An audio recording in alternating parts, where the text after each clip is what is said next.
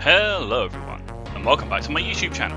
I am Sipping Tea, and today I'm going to be showing you some gameplay while reviewing the British Era 3 Heavy, the Challenger 2. So, without further delay, let's get into it. So first off, I think it's really important to mention that this tank, of course, is not a premium tank. Most of my tank reviews to date have been focusing on premium tanks, so I just wanted to make that very clear for anyone who perhaps otherwise didn't know. If you're perhaps relatively new to the game or indeed Cold War, then that is something to keep in mind. So with that being said then, the Challenger 2 is the final tank in the British Heavy line in Cold War. Subsequently, the silver cost to purchase this tank is extremely high, as of course they all are in at the final stages of Era 3, so it will cost you a mighty 10,090,000 silver to acquire this tank. So yeah, you will have to save up a little while, I think, on that. Certainly I know that a lot of people instead, they actually sell the previous tanks in the line to fund the next tank, but obviously you do that as you please. So battle earn rates of this tank, it's a tech tree tank, so it's ordinary, it's nothing special. It's 100% earn rate for silver, tank XP and crew XP, and just 3% for the free XP earn rate, all very standard right there for a tech tree tank. Because this is a tech tree tank, I'm now going to be looking at the key statistics, and of course, as per usual, I'm going to start with the gun. This tank does have two guns, so it comes with the basic L30 stock gun, and then you get the upgrade of the L30A1 cannon. So basically, with that being said, it will have a couple of different penetration values. So the stock gun comes with a standard shell penetration of 568mm with a premium pen of 730 and high explosive of 310. The damage for both the standard shells and the premium shells are 550, and the high explosive is 680. The rate of fire for the stock gun is 7.69 rounds per minute, with a reload time of 7.8 seconds and an aiming time of 1.9 with an accuracy of 0.24. Now to focus on the upgraded gun, the L30A1, I will now give you the full stats, which I didn't include in that first gun, because they're the same as this, or some of them are the same as this one. So, the upgraded gun, 590mm of pen. That is the only difference between the two guns in terms of penetration. The damage is the same, so yeah, you basically get a standard shell upgrade. It goes from 568 to 590. You then have a difference to the DPM. Basically, it's 7.89 instead of 7.69. The reload time is basically 7.6 seconds, and the aiming time is 1.7 seconds, and finally the accuracy is 0.22. Gun depression comes in at a very impressive 10 degrees, whilst gun elevation is 20 degrees. It's a British tank, that's not really too surprising. We are no doubt quite familiar with the typical British mantra to have tanks with very good gun depression, certainly for the most part at least. The other notable difference of this tank when you are grinding it, I'm not going to list absolutely every single module, you'll be perhaps pleased to know, just the two main ones that make a huge difference. That's the gun, which I've just now covered, and the second one is the engine. Now, I know a friend of mine who I play this game with, they are not particularly fond of the Challenger 2, I think mostly because they sort of hold it to the default engine, the basic engine, which is a bit painful, I must say, when it comes to when it comes to the Challenger 2. So the fresh out of the box, so to speak, when you first buy it, the top forward speed will be 59.5 kilometers an hour, and top reverse speed will be 35.4 kilometers an hour, with an engine power of 1200 horsepower.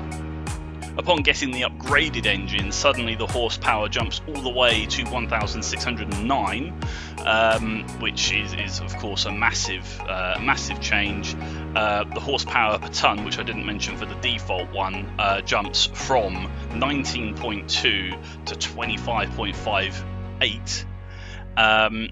And crucially, the top forward speed jumps from 59.5 all the way up to 72.4, and the top reverse speed goes from 35.4 all the way up to 40.2. The fire chance for both engines is just 10%. Now, it's really, as soon as you get the gun unlocked and the engine, this is a completely different tank to play. I urge you not to judge it on its stock merits. The upgrade to the engine and the gun truly do transform this tank and make it indeed, and perhaps arguably, one of the best tanks in Cold War Era 3. My personal opinion is that until the Leopard line came out, with the 2A5 for instance, the Challenger 2 was the best heavy in the game. I know that's going to cause some of you to perhaps fall out of your chairs and start screaming at me in M1A2, but that's my opinion on it, you know. But to be perfectly honest with you, all of the heavy tanks at the top of the era are extremely good. The M1A2, the Leopard 2A5, and of course the Challenger 2. And I also rate all of the Chinese tanks very, very highly. So the Type 90-2, incredibly good. I mean, personally, I don't even have that fully kitted out yet. It's not elite yet, and that tank is superb.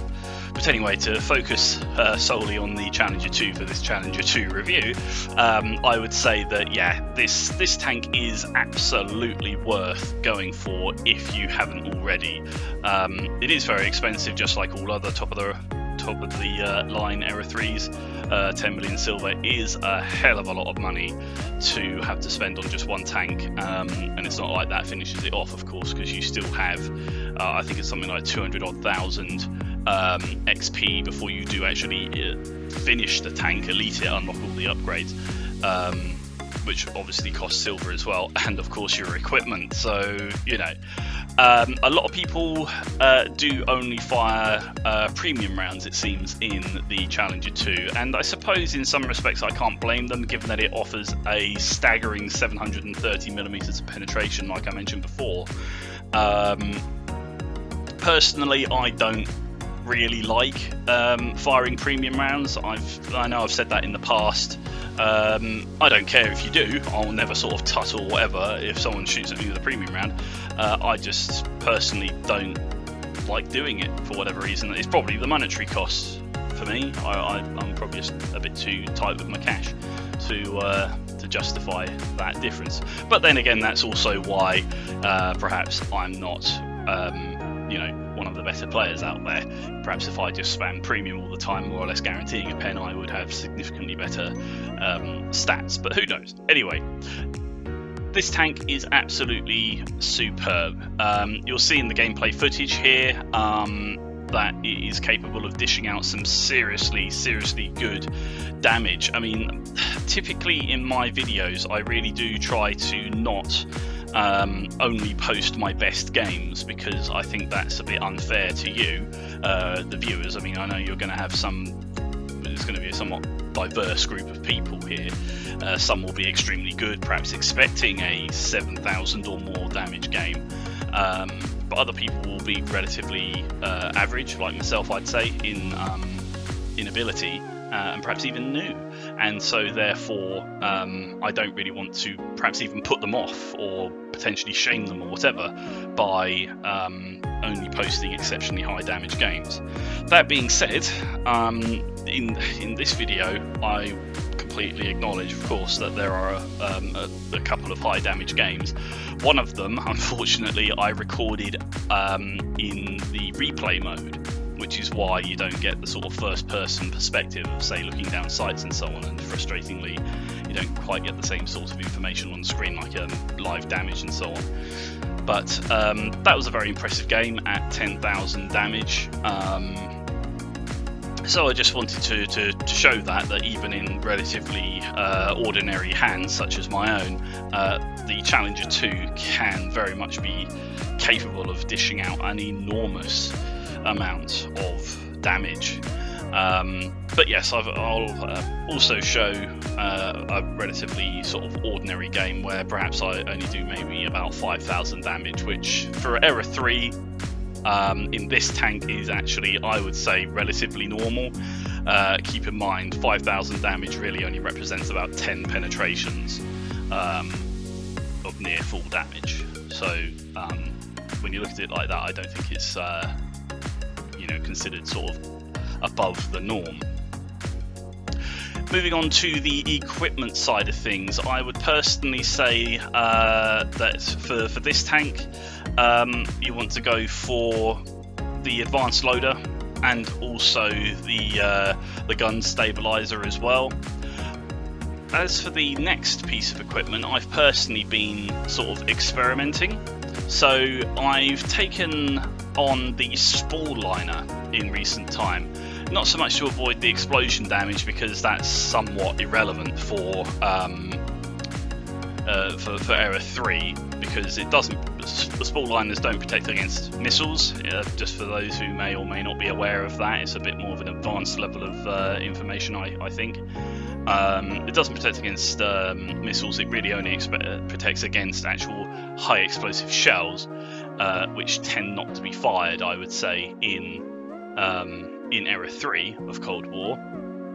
So the reason why I've been using the spool liner recently is for the reduction in damage that you would take from ramming. It reduces it by half. So I've been experimenting with that, particularly since there's sort of the addition of for a while now, the Chinese mediums. I feel like sometimes you can actually do some pretty significant damage to those mediums if you ram them, and of course the light tanks, that sort of goes without saying, I'd have thought. So that's what I've been experimenting with, but otherwise you may wish to consider vents perhaps, or something along those lines. The Challenger 2 I found does catch fire perhaps more than it should do, given its fire chance is only 10% on the engine. So either the appropriate cruise skills or a fire extinguisher, or indeed whether or not you want to go for a reinforced fuel tank as equipment, that to me, I must admit, seems a bit useless. So I'm not necessarily recommending that, to be honest. I dare say the general consensus is that the reinforced fuel tank for almost every scenario really is not going to be worth your trouble. So moving on from there, just in the middle of the video, I just wanted to quickly say that my Twitch channel is now growing. I have actually started streaming again, so if you go over to my Twitch channel, you will actually see some content on there. So yeah, please do click the link in the description below for the Twitch channel, and click follow on that one, and you can catch me live occasionally on there. I'll announce it on Twitter as well when I go live, so if you're not following me on Twitter, then please do once again click the link below to my Twitter account, and you will be able to get updates of when I upload videos, and indeed when I go live on Twitch. Now that little bit of self-promotion's out of the way, the final sort of part of this video, glossing over the cruise skills for the most part, because really it's always going to be the standard cruise skills. I suppose I have sort of nodded towards them regarding sort of the fire management skill, so maybe consider that. But yeah, otherwise I'd say the summary of the video is, in conclusion, I would say you really do want to try and go for this tank if you can. There are some very, very good tanks at the end of Era 3 in Cold War, but I think the Challenger 2 is definitely going to be worth the grind, because there are a couple of tanks that are pretty unpleasant to play in the British lineup, I must say. Some of the Centurions, the Centurion 2 personally I really disliked, which was the very first one in the line, and you might struggle a little bit perhaps with the Conqueror as well. As for Cold War, the Conqueror does have exceptionally thin armor, or soft armor, perhaps more than it should, but there we go. The ends justify the means, I suppose I would say. In conclusion, go for the Challenger 2, it's a fantastic tank. So that's it for this video. I've already mentioned previously regarding the Twitch and Twitter side of things. If you fancy supporting me or helping to support me financially in this rather expensive hobby of mine, then that would be massively appreciated. The link to Patreon is below, so if you fancy giving $1 or $2 a month, or whatever else you may or may not fancy doing, then please do click on that link, and it will take you to where you need to go if you do fancy giving me a little bit of financial assistance there. I'm also now signed up to Coffee, which basically means you could, if you wish, donate about $3, and that is the as they say, the equivalent of a cup of coffee, and that would also assist me greatly if you're otherwise not wishing to go on to Patreon for whatever reason. So, with all that being said, thank you ever so much for watching, and I'll catch you next time.